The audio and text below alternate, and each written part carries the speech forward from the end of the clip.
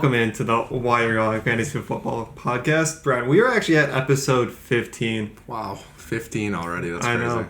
It is the NFL draft week, and the draft literally starts tomorrow, or actually today, because we're recording on the 28th. This might not be out to the 29th for viewers to listen to, but football season is now here, Brian. Are you excited? I'm excited. I am. I can't wait. I hope September starts next week, in my opinion. So as always, I'm the monotone master, and our co-host Brian is the fantasy foreseer.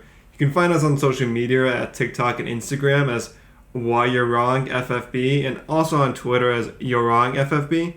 But I will note, this is a hobby at the moment. We don't have a lot of time to really dedicate to social media, so you might not be finding us posting that much, but we're still out there if you want to give us a quick follow.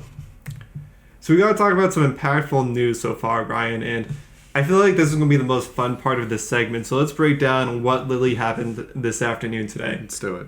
Teddy Bridgewater traded to the Broncos for a 6th round pick. I love that, honestly. I've never liked Drew Lock at all, and the fact that they traded for Teddy Bridgewater just shows that they have no confidence in Drew Lock.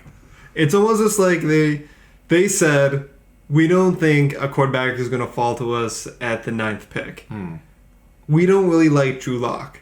We think Teddy Bridgewater is better than Drew Lock, or good enough to create a quarterback competition, which is, why would you want to create a quarterback competition if you had faith in Drew Lock? See, I think Teddy Bridgewater is good, but I don't think he's a winner. That's how I see it. I mean, then again, like, he had Christian McCaffrey like hurt all last season, so he couldn't show his full potential and like where they could have gone. And they're also in a terrible division that they weren't going to win anyways. So I think he's a step up from Drew Lock. I just don't think the Broncos are going to get any better with Teddy Bridgewater in their center. To me, Teddy Bridgewater, he's a lot like Alex Smith, where he is now the favorite game manager quarterback, but he's not going to win you the game. He'll keep bouncing around to teams every 1 or 2 years because they know he can compete, but they know he's not going to be the guy to push them over the top if he has to. Yeah, I agree with that. I mean, in reality, their division's so tough anyways. They're not going to get past the Chiefs, so it's like Teddy Bridgewater has to bring his absolute A game to bring the Broncos to the playoffs, but it's very unlikely. It's basically they're going for wild card at best with the situation. Yeah, they could make wild card depending on if, the Chargers actually tank, but I don't see that happening either. So the other news this morning, the Bucs re-sign Antonio Brown. And they not only brought back all 22 of their starters, they've now brought back all the offensive pieces that made them dangerous late into the season last year. For cheap, too. It was only like 3.1 or $3.3 million? For peanuts regarding Antonio Brown's talent Yeah, level. Exactly. But from where he was, all of his jail time and then all the recent acquisitions and getting dropped and everything that went on, it's like the fact that he's on another Super Bowl winning team and got brought back just shows a sign that Tom Brady gets what he wants. Exactly. So the thing is, if I'm a Bucs fan, I'm thrilled. If I'm a Tom Brady fan, I'm thrilled. If I'm a fantasy fan, I'm kind of mad. I'm definitely a little mad because you do not want any of those receivers. I mean, you do want those receivers, but you don't want those receivers. It's like now I would love to have one of those receivers as my wide receiver 2. None of them can be my wide receiver 1. See, I think Antonio Brown's probably going to be that flex guy / bench, perfect guy to fit in your lineup. But you have to pick and choose. Is he going to have that 25-point week, or is he going to have that 3 catches for 32 yards? And it's going to be tough to determine what it's going to be. Because it's we like to look back on the fun years when he was literally the wide receiver 1 year after year after year. But there's just too many mouths to feed when it comes to just not only wide receivers, but then also tight ends and also other, there's too much going on in Tampa Bay's offense. Now, the one key thing is year 2 in the Bruce Arians systems for quarterback has always been the golden year for all of his previous quarterbacks. Carson Palmer, Jameis Winston exploded year 2. So do you think Brady could even push it a step further in year 2? Or do you think we're going to get more of basically what he just did this past year? We'll probably get what he just did. I mean, what he just did won them a Super Bowl, so I don't think he has to step it up that much. But, I mean, Brady's going to be helped by his amazing offense. They brought, all the running backs back. They brought in Giovanni Bernard, which I think is a great add as well, and that's going to be the James White role for him at the Pats. But I don't think he's going to do much better, but at the same time, it's it's Tom Brady. That's actually the next point on those, is that the Bucs signed Giovanni Bernard, which, as signing Antonio Brown kind of hurts the receivers' fantasy value, bringing in Giovanni Bernard also now hurts the running back's value, because then it's which Bucs running back do you want if you want any of them? it's so stacked to the point where you can't even trust them. I mean, I think you have to take Leonard Fournette in that situation just for the sole sake that he can catch the ball and he scores touchdowns. I mean, playoff Lenny showed up, but I don't think you should be happy about taking Leonard Fournette as like a 2-back. I think he's going to be more like an RB3 compared to, Ronald Jones and Giovanni Bernard. Yeah, but then there's a problem. Like Gerard and Gio, so all that passing work that Lenny quote-unquote got last year is now, most of it's going to go straight to Gio, so what value is Lenny worth if he's literally splitting carries with Rojo? And both of them are not the pass catching back. Well, who knows? Giovanni Bernard might not even play. Like, he might just, like, come in for, like, that long third and, like, 25 where they need to just, like, dump it off. Like, he might not even play at all. We don't even know. Like, Giovanni Bernard's good, but is he really that good? Like, let's see how they value him. They liked him enough to bring him into an already crowded running back room, Brian. Well, that's a good point. And Brady does love his short, shifty running back receivers, so. Another running back signing that just kind of has me, like, very, like, a meh is James Conner to the Cardinals. Yeah, I think we already talked about this like offline, but I think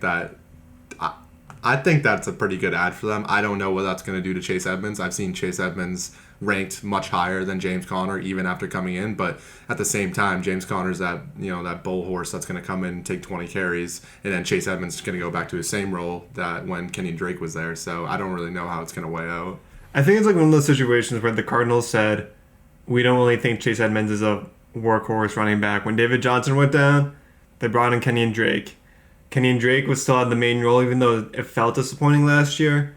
And when it was Chase Edmonds' opportunity this year to finally be the guy, they brought in James Conner. Like, I think it's a good move for the Cardinals organization to have like a bell cow guy that can go like split carries with Edmonds. But from fantasy, it's just like they're at most an RB3, both of them. At this point. I would say both of them are probably RB3. Probably Chase Edmonds has the higher upside right now, just for the sole fact that if James Conner does get hurt, like we already saw what Chase Edmonds can do. He's considered an RB1, but I wouldn't trust either going into drafts. So here's some of the fun part, almost like the very like annoying parts of this time in the NFL period is coach speak gets out of hand, and sometimes coaches say things they don't mean and just upsets the fan base and everyone involved. Mm-hmm. The Eagles, quote unquote, have not named their starting quarterback, Brian. I don't know what they're gonna do either. I mean, it's gonna be Jalen Hurts. That's my guess. But then again, I think they're just trying to stir the pot right now because they want to have a competition. They're like, all right, Jalen Hurts, you came in last year, you did well, but Brian, Joe Flacco is elite. Don't give me that. If Joe Flacco starts for the Eagles, they are the most embarrassing organization. They already are one of the most embarrassing organizations in the NFL, but they are the most embarrassing organization if they start Joe Flacco. I think the whole world knows that Jalen Hurts is going to be the quarterback unless they do something outrageous and dumb in the draft. But Jalen Hurts should be the guy going forward. And he'll probably be pretty relevant in fantasy, I would say. The more insulting part is Kyle Shanahan, 49ers head coach, came out and said, we are looking for a starting quarterback in the draft. Jimmy Garoppolo's on the roster, Brian. What is this season going to be like? I've been hearing that the Pats might trade for him. I've also been hearing that the Pats might trade up in the draft for a quarterback, but I'm hearing that Jimmy G's probably out and they're going to end up drafting a quarterback. I don't know what that quarterback's going to be, but that seems to be what the move's going to be as of right now. It definitely has like this written all over it. They're going to stand behind Jimmy G until he has that one bad game, and then they're going to force the rookie in because the fans are going to be chanting for it. Some up top's going to be demanding it. The rookie's not going to be ready. And if it's not a rookie that can basically, his athleticism can save him, I'm saying if that rookie is Mac Jones and he's forced onto the field too early, it's going to be disastrous. Yeah, no, I agree with that. I think the 49ers are led by their defense. So if the defense doesn't step up, the offense has nothing going for them. And then again, like when they went to the Super Bowl, what did Jimmy G do? What do you have, like 120 yards and like a touchdown? Like that was it. Like it was all ran by the defense and they still lost. Right. The problem, like the thing about that game, like even though I didn't want the 49ers to win that game, if Jimmy G connects on that last drive, throw to Emmanuel Sanders, Jimmy G has 200 yards, an extra touchdown, the 49ers will win the Super Bowl and we wouldn't be having this conversation. Then Jimmy G would be a Super Bowl winning quarterback, but he's not. So now we have to have this conversation. Right. Now there's a rumor floating about now, Brian. Julio Jones might actually be traded. Saw that. And for me, like at this point, if it's this late into the free agency period, the trade, whatever season you want to call this right now, And the fact that the Falcons say they haven't traded him because they have cap space issues, so they have to wait till after the draft, just feels so disrespectful to Julio Jones as a player. I agree. I also saw a tweet from A.J. Brown saying that he'd give up number 11 just to have him join the Titans roster. And I started thinking, I was like, Derrick Henry, Ryan Tannehill, A.J. Brown, and Julio Jones. That's a tough team to beat right there. Okay, Brian, I'm going to give you a few seconds. On the count of 3, we're going to say the team that you would want Julio Jones to be traded to. Well, this is just... All right, fine. Okay, ready? 3, 2, 1. Packers. Okay, we're going to... Not your favorite team. I was going to say, not the team. Like, that'd be like me saying I want Julio Jones to the Seahawks. Like, I got you. For fantasy purposes, I clearly just said... For fantasy purposes. Yes, I want Julio Jones to the Packers. I think that would complement Devontae... Because Devontae Adams scores touchdowns. Julio Jones doesn't score touchdowns. I think it works perfectly. I think the Colts, honestly, is a great option. I've actually been seeing that might be a possibility because, one, they have no receivers right now. You got washed-up T.Y. Hilton. Michael Pittman's actually good. Then you got no one else after that. If Carson Wentz can actually make a comeback season, he needs a little bit of help. And you add Julio Jones in there with that defense, pretty good AFC team right there. Especially with an elite running back, too, right, Brian? Oh, jeez. Don't get me started on that. All right. Now to get to the meat of this, the NFL draft for the fantasy football perspective. So the NFL draft, it's really, really big for dynasty leagues and keeper leagues because that could impact guys you might be keeping on your roster. This could impact guys you might be trying to move on from or trade for. Isn't huge for redraft leagues, but it is a little important to pay attention because if a team drafts a very impactful rookie year one, it can impact some player situations. It could be taking away reps or opportunities from some players, or it could be adding an additional weapon to increase the fantasy value for other players kind of situation.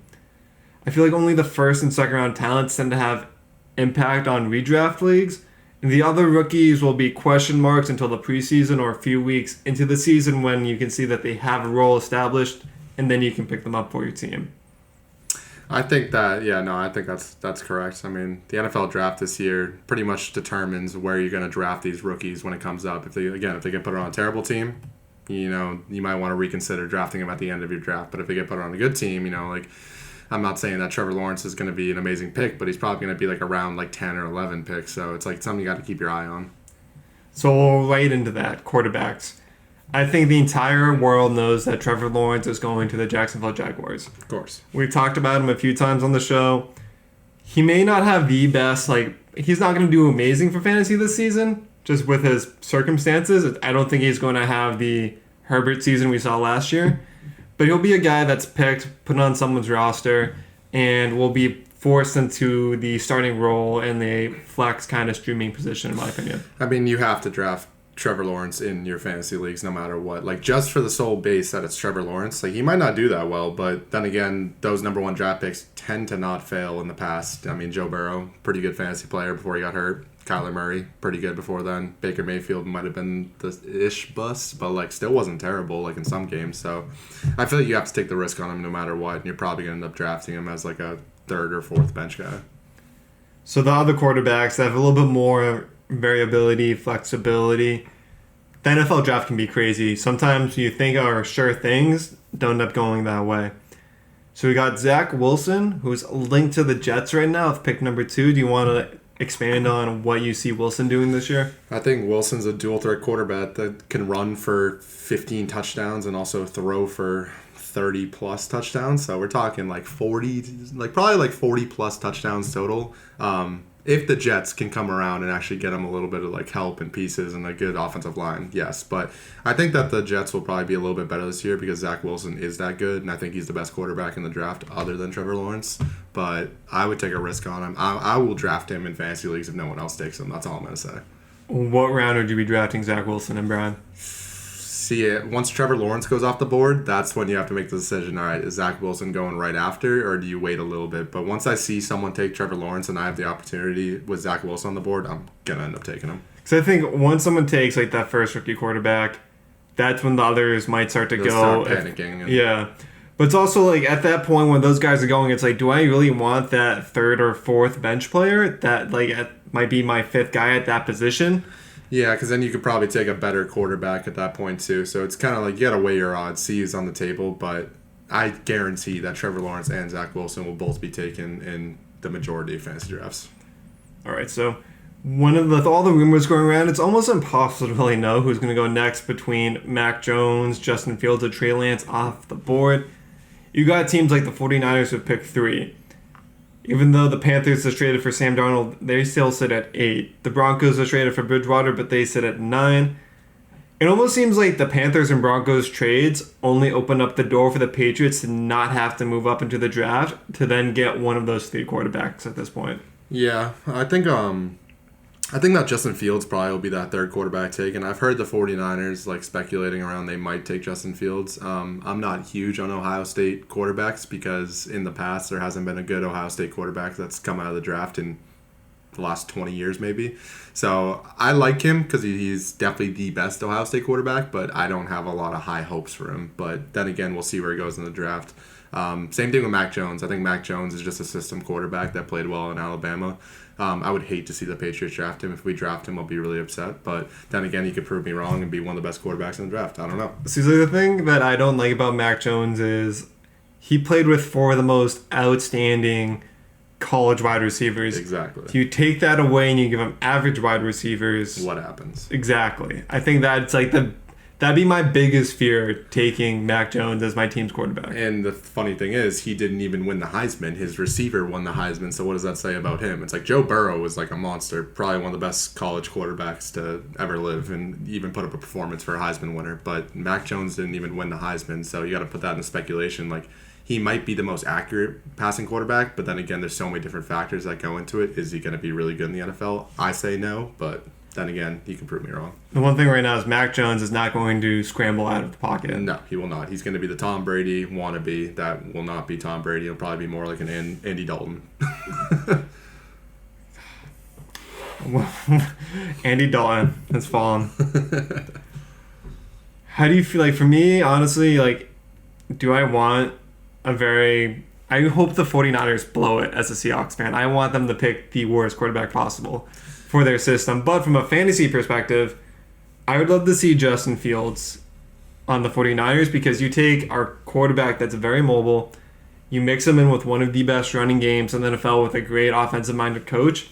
That just spells like 10 rushing touchdowns, in my opinion. Yeah, I think Justin Fields would be pretty good on a 49ers offense. They do run the ball a lot, but they'll start doing those dual threat plays where it'll be like an RPO and then like Mostert goes to the side, but then again, like Fields will just take it up the gut. So I think that his rushing touchdowns will be up. I just don't know if they're going to end up drafting him. If they draft Mac Jones, that's like the biggest laughing stock in the world. I kind of hope they do.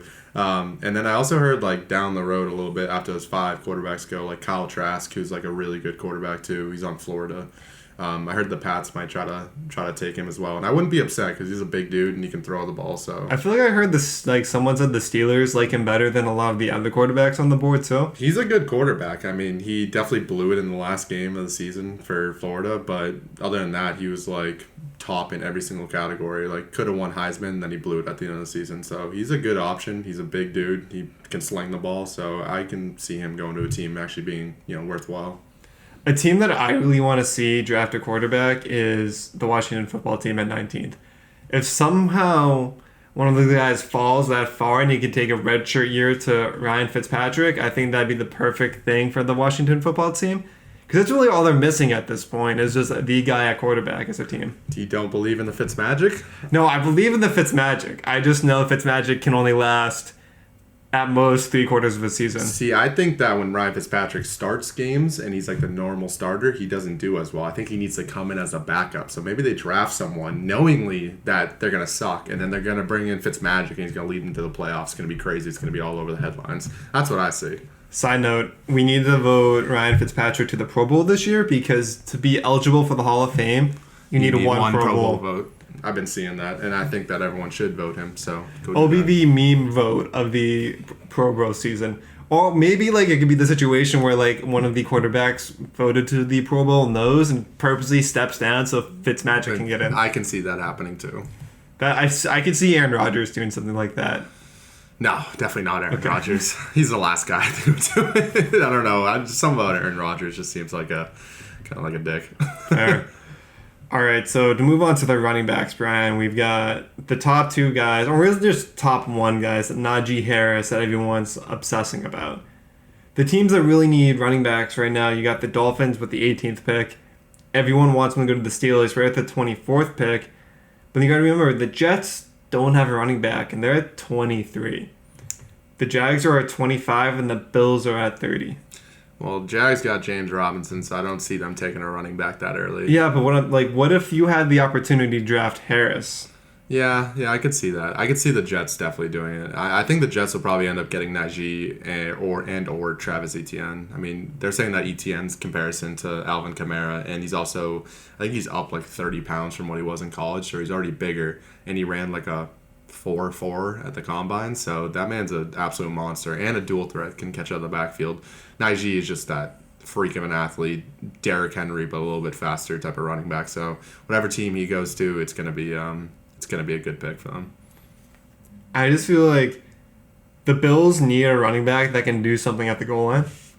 The Bills do need someone. Yeah, and I just think the Jets have been so snake bitten by free agency running backs that they're the kind of team that would pull the Madden NFL draft move and draft quarterback and running back in the first round. Yeah, I think that going back to the Bills' point, like Singletary and Zach Moss are just not the answer. And the Bills still were in the AFC Championship game without a solid running back. Put a solid running back into the lineup, and you don't have to put all that energy on Josh Allen to run every time. Like, they could be a pretty good team. Like, I'm talking Super Bowl team if they can get past the Chiefs, which I think that, honestly, they do have a shot. But then again, they need to add a little bit more into their offense before they can start talking about Super Bowl. Right.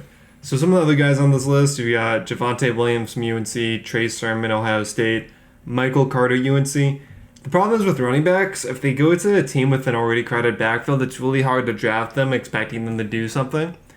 It's basically, out of all those other teams we mentioned, if one of these guys goes to those teams, then maybe they're worth a shot-in-the-dark pick. You throw them on your bench with the last move, and then maybe hope for after the bye weeks. That's typically when the rookie running back starts to take control. Javonte Williams has got a lot of comparison to Nick Chubb.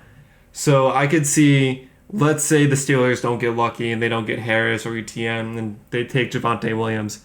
That could be a smash pick at the end of the draft. Or maybe Javonte Williams to the Dolphins at 18, or maybe even the Bills at 30. I think if you get a guy that's being compared to Nick Chubb and you throw him on the Bills with 30th pick, that's a good move too. Yeah, I think it all depends on what team they go to. If it's a full committee in the backfield and he's going to be like the third stringer and has to work his way up, then yeah, clearly you're not going to draft him. But again, like you said, if he goes to the Bills or Jets or Dolphins, he's probably going to get a fair shot, maybe like 15 to 20 carries. Like that's a guy you want to draft in your fantasy leagues because he has so much up potential. All right. Wide receivers, Brian. So a lot of the talk has been around Heisman Trophy winner Devontae Smith, but you got other guys like Jamar Chase, Terrence Marshall, Jalen Waddle, Elijah Moore. And I feel like the problem is with wide receivers is I feel like every team wants to believe that it needs a wide receiver in the draft. But the teams that desperately could use a wide receiver are the Lions at the 7th pick and the Eagles at the 12th pick. But I still feel like you shouldn't eliminate the Dolphins with the 6th and 18th pick, the Washington football team with the 19th pick. The Ravens have made it clear that they need a wide receiver, but they're not all the way to the end at the 27th, and then the Packers at the 29th. So where do you think each guy should kind of go for their skill set, regardless of what teams need? Yeah, I think that I've seen in a lot of mock drafts that Jamar Chase will end up going to the Dolphins. I'm not sure if that's going to happen. I don't think Tua is that good of a quarterback, so I think it's a wasted talent for Chase to go there. But I think Chase will probably be the first guy off the board. The Lions definitely do need a guy after losing Marvin Jones and Kenny Golladay, but then again, they're farther. Which pick did you say they were? They're the 7th pick. Yeah, so they're the 7th pick. So they might actually take they'll probably end up taking Waddle or Devonta Smith. People don't know which one's going to go first because do you want the Heisman winner who's a little bit smaller or do you want the freak talent in Waddle? Super tall. So it's like, what do you want? I mean, I think personally that Waddle is better, but I think that Devonta Smith's upside is so much higher because we just don't know if he's going to be able to, take those hits as how little he is. But then again, he's a slim reaper and he just won the Heisman. So and how many quote unquote small guys have succeeded? And then you got Deshaun Jackson, Manuel Sanders, yeah. John Brown, Julian Edelman, Doug Baldwin. I'm trying to think of there's even though it's not a long list, those are still guys who are on quote-unquote the big NFL wide receivers that have still found tremendous success. Did they win Heisman's either? No. No, some of them were even undrafted too. Exactly. So I literally think that Devonta Smith is just going to be that guy that like proves people wrong, and then you're going to see like when he scores like 3 touchdowns, you're going to be like, okay, that guy's actually really good. Maybe we shouldn't have gave him such a hard time. Probably shouldn't have been the first wide receiver off the board. But then again, you can't go wrong with Waddle or Chase because those guys are also freaks. So it's a big wide receiver class this year, and I don't think you can go wrong with any of the top 5 receivers that are taken out of it. It's just for me personally, I feel like the teams or like these situations for fantasy-wise that could really benefit from having a receiver like Devonta Smith, though all those teams are towards the back half of the draft, where the teams at the front half that desperately need a wide receiver help either won't be good for fantasy for Devonta Smith, or it's just because they would most likely benefit from having the bigger wide receiver in Jamar Chase than Devonta Smith right off the bat with just the quarterbacks that they have on their team. See, I think that the Lions are the perfect opportunity. Like, I don't think Jared Goff's that bad, and they don't have anyone. So whatever receiver goes there, I think that's like a perfect fantasy opportunity for them. And he's never not succeeded with smaller receivers because Robert Woods and Brandon Cooks and Cooper Kupp aren't the biggest wide receivers either. Oh, of course, yeah. And I think that the Lions will play from behind every single game. So it's like, yeah, like you got DeAndre Swift. I mean, sure, like he's going to do fine in his role, but they're going to be losing by like 20 to 25 points every game. So what are they going to do? They're going to have to air it out. And Jared Goff has shown time and time again that he can throw the ball when he's locked in. But, you know, I think that if someone ends up going there like Waddle or Smith or even like Elijah Moore, like they're going to end up being pretty good in fantasy relevance. Not for the team's sake, but, you know, for fantasy relevance. Yeah, that's all we care about right now. Yeah, we only care about the fantasy relevance. Part of me wants the Bengals to take Jamar Chase just to reunite Jamar with Joe Burrow. But I saw a meme the other day which said, tell me who the Bengals are drafting without telling me. And it was a picture of Joe Burrow sitting in the giant chair and just zoomed in on his knee with a giant scar down his leg.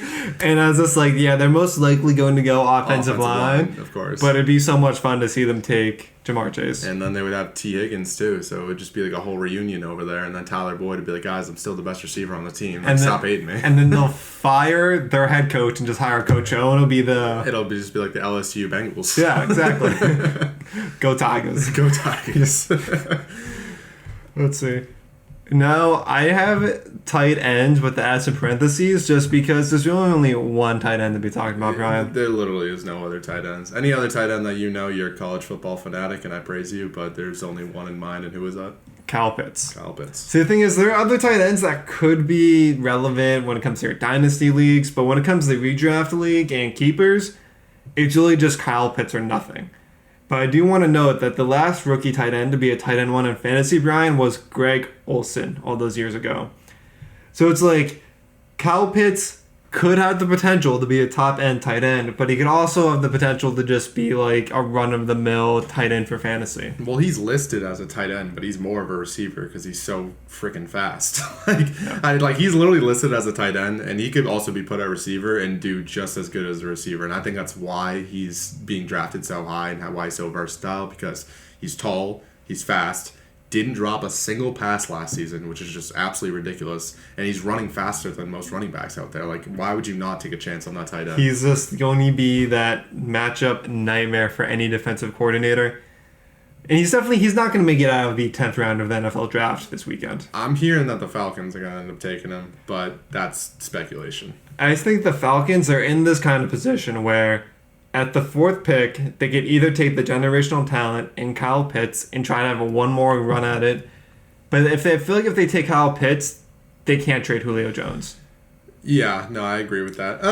I mean, if they take Kyle Pitts, that could also be insurance that like Julio Jones is probably out the door because they got Calvin Ridley and Kyle Pitts and Russell Gage, and I mean they're in the division. Like, they're in the worst division possible. They're not even making the playoffs. If I'm the Falcons like GM, it's almost just kind of like being up this high and one of those quarterbacks, like they could, like the Falcons are the first team that could just pull off a wild move and just maybe draft the quarterback of the future, because Matt Ryan maybe has 3-4 more years, but if you believe in Matt Ryan, it means you're not going to believe they're going to have this opportunity to draft a quarterback this high again for a while. Yeah, I agree. I mean, I think they do have to go for one more shot because Calvin Ridley's talent is just wasted over there. I mean, other than that, they don't really have a lot going for them, but they're a gunslinging football team. So, like, if you take the opportunity on Kyle Pitts, like, he puts in that Austin Hooper role, and, that was kind of like their Super Bowl winning season. So, I think they'll probably end up taking him, but then again, it's the Falcons, and they'll probably finagle something and like take like an offensive lineman. They'll be like the most hated team ever. So, okay. Besides the Falcons, other teams that he could go to if he falls: the Bengals at 5th. The Dolphins could take him if he falls to 6th. The Lions at 7th. If for some reason those wide receivers go before Kyle Pitts, which they shouldn't, you could have the duo T.J. Hawkinson, Kyle Pitts, tight end combination for Jared Goff. Yeah, I mean, maybe people will start following the Patriots, Jonnu Smith and Hunter Henry. Like, they want that back-to-back versatility in there. So, I doubt he goes to either the Lions or, the Dolphins, who's got Mike Gesicki already. I mean, I feel like the best options are probably the Bengals and the Falcons. And I doubt either of those teams shot a pass on him. Yeah, I feel like, if he falls to the Panthers should take him at 8. The Panthers definitely should. They'd be pretty good if they took him. And then a team, honestly, only fantasy-wise, I would love for him to fall to or even somehow get on is the Cowboys at 10. The Cowboys could also use him as well. It would bury our hopes and dreams of Blake Jarwin, Brian. I think that Blake Jarwin's still going to be a monster. I'm still holding out for it. Just wait on it. It's because it's going to be here this year. But, it's just like the Cowboys have done nothing to improve their defense. You put Kyle Pitts on a team with Dak Prescott that has to come back every single game. It's just like, in that world, like, he'd be a monster. Yeah, I saw a video. It was like, oh, the Cowboys are good, but, like, why do we need another offensive threat? We can't put up 50 points a game when our defense can't stop anything. So their defense is just horrific. So they definitely will probably end up drafting a defensive player. Why put up 50 points a game, Brian, when you could put up 60 points a game? That's true. You could have Blake Jarwin. You could have Kyle Pitts side to side. That'd be crazy. That pretty much kind of sums up our NFL draft perspective for fantasy video. Just as always, like, subscribe, and share. It's always never too early to start preparing for the NFL draft.